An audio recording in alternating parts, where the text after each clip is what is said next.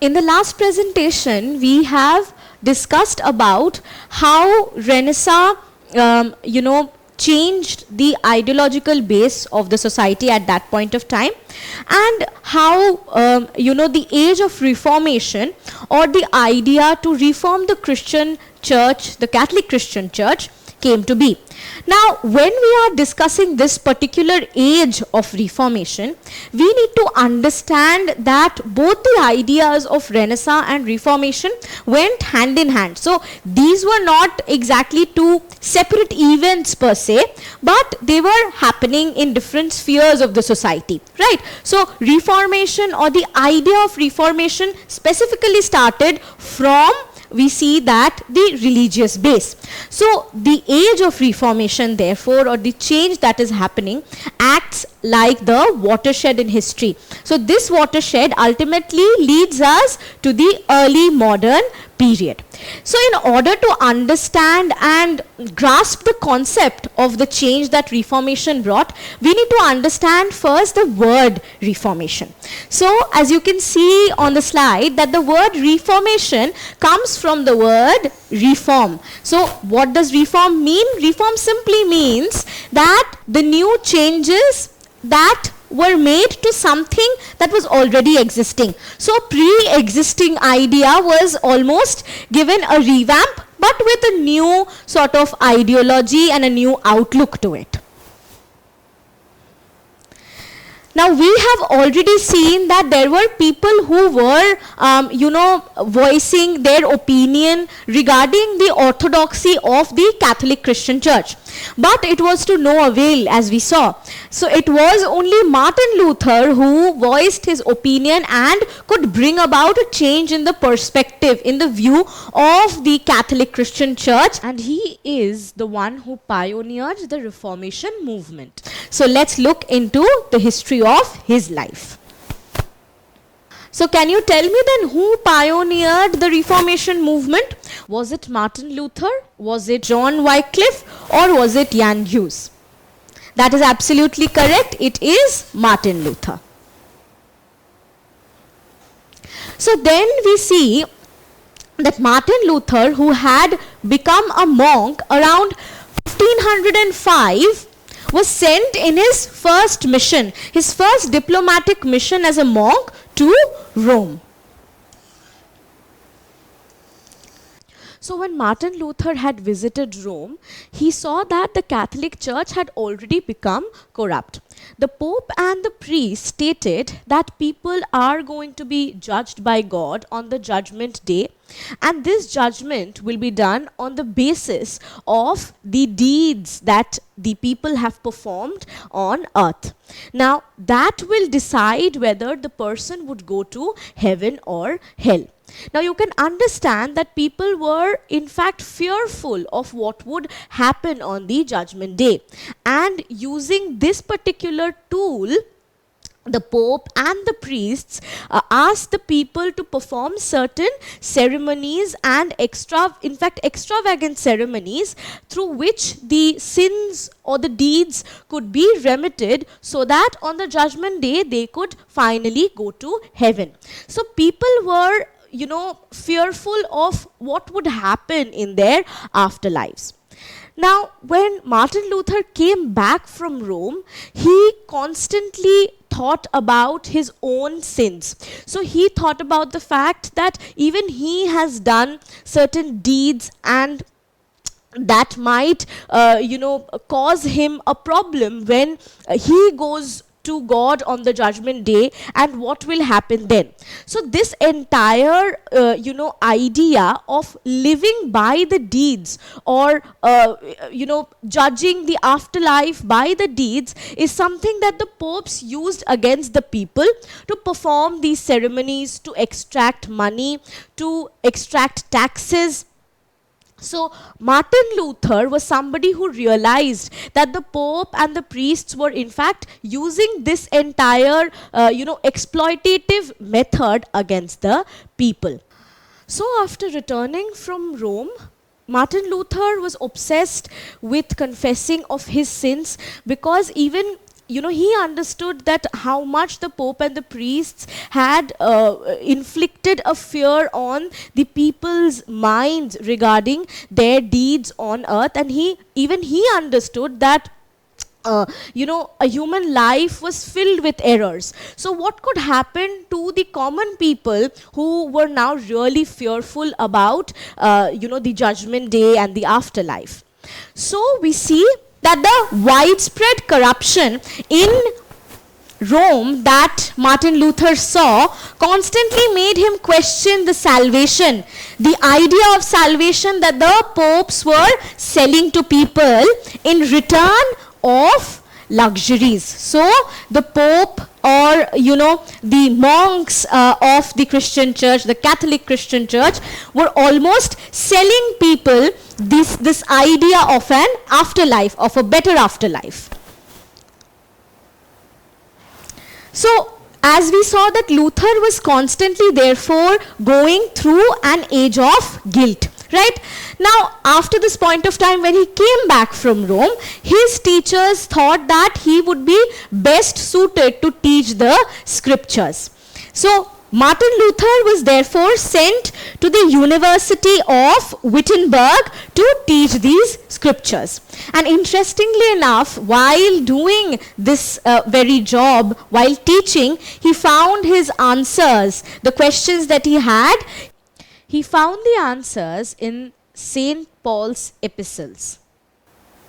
So he found the meaning in the line in the epistles that stated, "The just shall live by faith," giving rise to the concept of what Luther called Sola Fida, which in Latin means only faith. So in the epistles, it was stated that though the people who are, just, who are truthful to their living, they will only live by faith towards God and not their, sins or whatever they are doing, their deeds. So we see that Martin Luther emphasized on the fact that salvation cannot be in return of the action that you're doing, the deed that you're making. In fact, it has to only come by faith towards the Lord.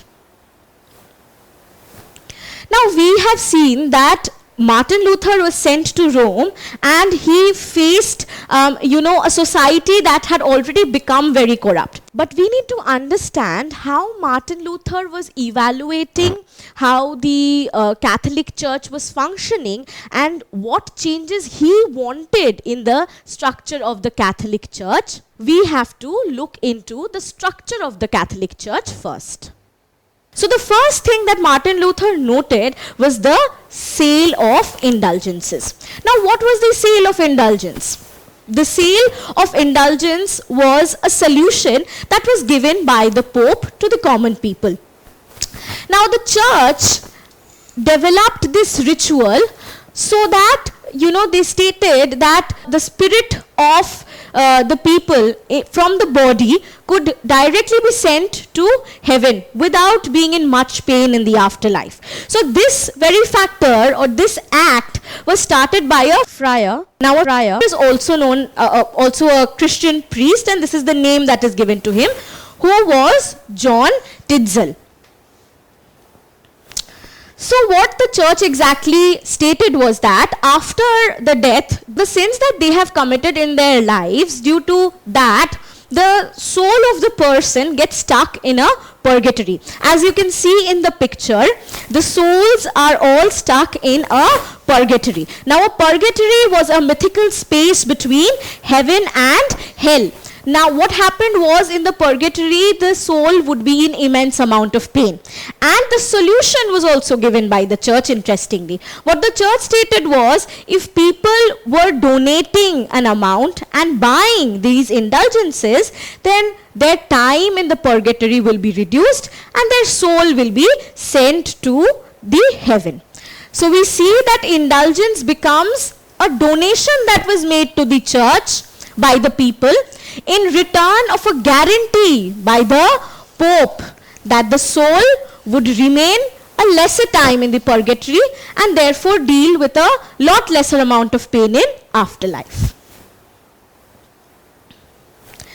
Now, the concept of sola fida that Luther had, was in direct clash with this aspect of the Catholic Church.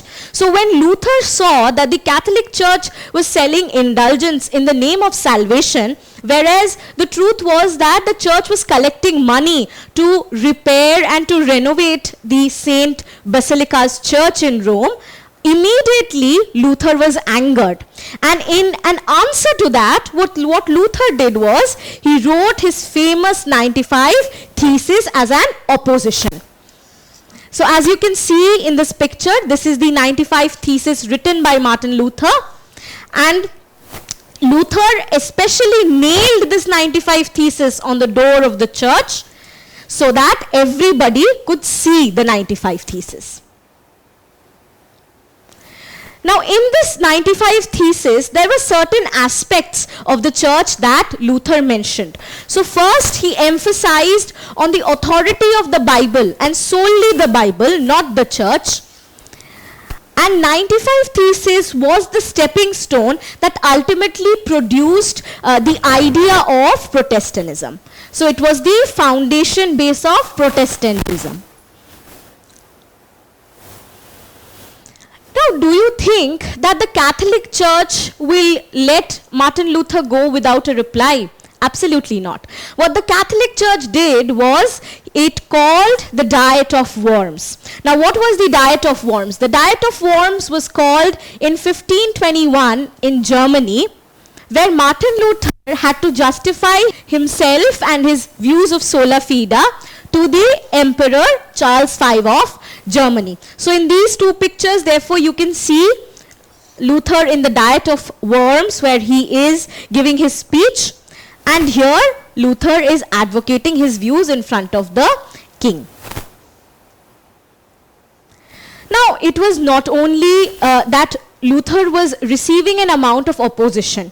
The advocacy that Luther was doing, the change that he wanted to bring, was supported by Frederick the Wise, who was the Duke of Saxony. So as you can see his picture here, so Frederick of Saxony was, a supporter of Martin Luther's speeches and the letters he was writing. So along with Martin Luther, he established an independent Protestant church. Now, in this very point, we see, therefore, that a religious movement is taking a political turn. So now it has been colored with a sense of political ideology as well.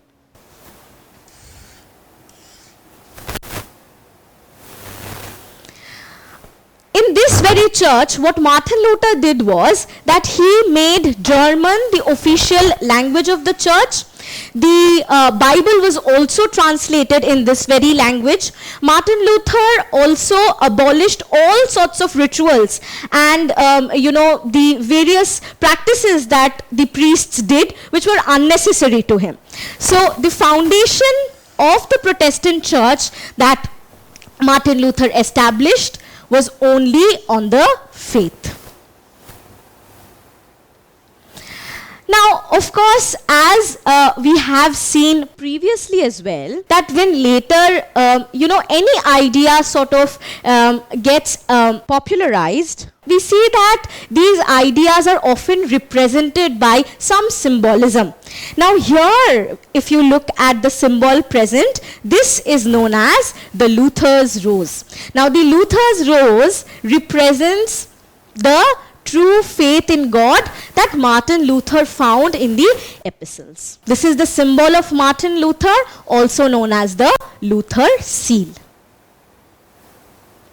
This Luther seal or the Luther rose is the representation of the fact that it is only by faith that people should live and not by their deeds. So Martin Luther's symbol reflects fresh perspectives on faith.